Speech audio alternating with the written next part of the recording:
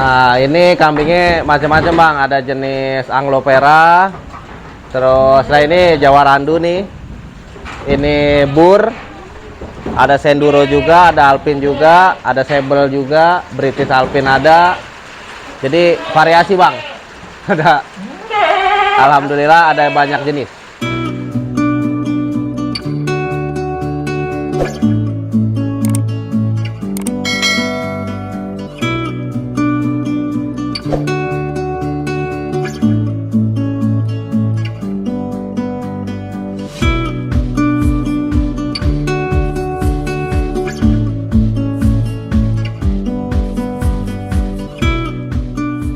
Saya ini di ternak ini, saya kalau ditanya, Bang Wahyu omset dalam sebulan berapa?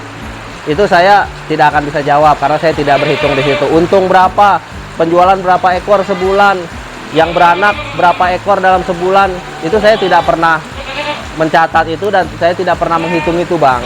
Karena saya mempunyai keyakinan peternak dahulu aja, peternak zamannya kalau kita bilang bahasa Betawi zaman Ki Benen ya bang, itu tanpa adanya ya recording lah. Kalau untuk yang sekarang kan, yang untuk sekarang memang recording itu sangat penting.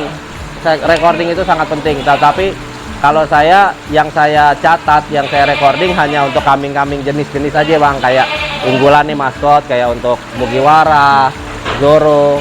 Nah, untuk itu baru saya recording. Kalau untuk kambing-kambing biasa saya tidak bang, karena ya zaman dulu itu berternak itu nggak pakai ribet bang, nggak pakai kenaikan bobot sekian, ini sekian, ini sekian. Itu saya nggak kesana, karena saya memulai ternak ini di tahun 2017 bukan hanya dimulai dari nol bang.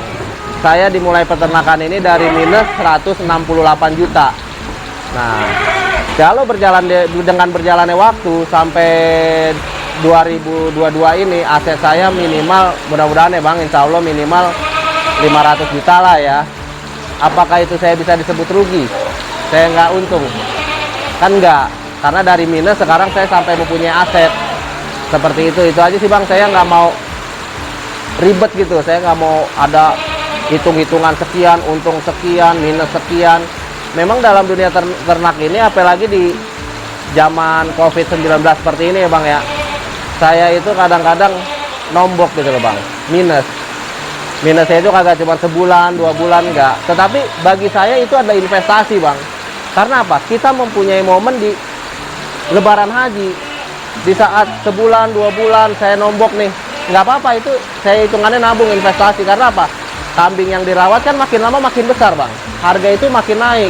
Di saat kita jual Lebaran Haji, kita tutuplah kerugian kita di situ. Yang tadinya saya hanya punya hitungannya ya, dalam 5 bulan ini seandainya saldo saya hanya ada 10 juta. Tapi nanti pas Lebaran Haji, saldo saya menjadi naik 100 juta. Kan udah hitungannya ya, kita menikmati aja proses yang ada, menikmati aja jalan yang ada. Jadi nggak usah diribet-ribetin dengan hitung-hitungan, karena memang saya ini orang bodoh bang, sekolahnya kagak tinggi, bukan sekolah manajemen. Saya hanya anak STM yang dulu masuk sekolah, masuknya jam 7, saya berangkat dari rumah setengah 8. Jadi orang bodoh lah itu. Jadi saya hitung-hitungan, saya nggak masuk. Cuman saya mempunyai keyakinan rezeki itu sudah ada yang ngatur. Kalau memang rezeki nggak kemana lah gitu loh bang. Jadi saya yakin semua itu akan tertutupi, akan terbayar, dan akan untung pada waktunya, yaitu Lebaran Haji bang.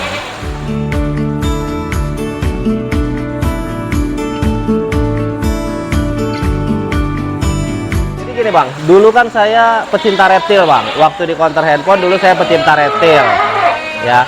Pas di pecinta reptil itu saya beli mau anakan ular, anakan buaya, anakan musang, tenggarangan. Itu kan kecilnya mahal bang. Kita ngerawat itu biayanya nggak sedikit bang. Kayak seandainya kita melihara garangan, sehari itu lele 1 kilo bang. Terus biara musang, sedia pisangnya. Nah, biara ular, beli ayam pitik, segala macam, buaya, beli ini. itu biayanya nggak sedikit. Tetapi di saat mereka sudah besar, kita punya kebutuhan, kita jual, harganya bukan naik bang, tetapi malah turun. Karena orang rata-rata di reptil mencarinya yang dari anakan, supaya nurut, supaya bisa bonding, supaya bisa apa. Nah di situ saya berpikir, kalau di dunia kambing kita biar miara dari kecil kita murah, sudah besarnya kita jual gampang dengan harga mahal gitu. Jadi kita ada lebihnya lah, tidak rugi. Dan di dunia kambing itu selalu ada momen, yaitu momennya momen lebaran haji gitu bang. Itu yang kita cari. Hitungannya kita nabung lah di dunia kambing, di dunia ternak ini kita hitungannya nabung, nanti kita bobok celengan di saat lebaran haji. Itu niat awalnya. Tapi dengan berjalannya waktu, kita main sering ke peternak senior yang berpengalaman. Di situ kita merambah ke yang lain-lain. Mainlah di kambing perah, main di kambing kontes, gitu bang. Jadi dunia ternak kambing ini sangat luas bang. Dan hitungan perputaran uangnya itu sangat besar. Jadi dunia ternak kambing ini sungguh menjanjikan. Dan insya Allah kalau kita ngejalaninnya dengan benar, kita tidak nipu orang, insya Allah dunia ternak kambing itu nggak ada ruginya bang. Seperti itu. Ibaratkan contoh, kita main di kurbanan, seandainya kita beli 10 ekor nih, 10 ekor modalnya 2 juta, berarti kan 20 ekor itu modal 20 juta. Nah namanya kita main di makhluk hidup, pasti kan resikonya kematian. Hitunglah, mati 2 ekor. Nah apakah itu kita bisa disebut rugi? Enggak juga. Karena apa? Di 8 ekor itu kan kita pasti udah punya niat, jualnya kan harus untung. Kita jual lah 2,5 ibaratkan. Nah 2,5 itu kali 8, kita balik modal bang, 20 juta. Ya tapi itu kan hitungannya nggak rugi, hanya keuntungannya aja yang berkurang. Dan di situ proses bang, proses belajar. Mungkin di awal kita ada yang mati 2 ekor, tapi kita belajar, nanti di tahun berikutnya insya Allah nggak ada yang mati, baru kita meraup keuntungan gitu. Dan kalau seandainya kita miara dari kecil, modal 1,5, kita beli 1,5, dalam sebulan nggak laku, apakah kita rugi? Enggak, karena setiap bulannya kan kambing itu bertumbuh besar dan harganya juga ikutan naik. Jadi kayaknya untuk kemungkinan mengalami rugi kayaknya kecil, nggak ada ya, kecuali kita tidak nipu orang ya bang, karena kendalanya di situ. Kadang-kadang kalau nipu orang kan seandainya uangnya kita salah gunakan, gimana ya akhirnya itulah yang terjadinya minus, rugi seperti itu.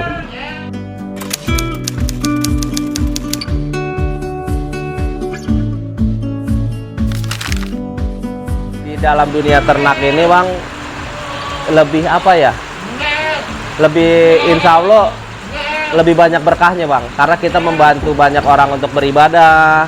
Kan yang berhubungan dengan hewan ternak kambing ini kan adalah untuk akikah, untuk kurban, untuk niat-niat baik, seandainya dapat rezeki memotong kambing, seperti itu bang.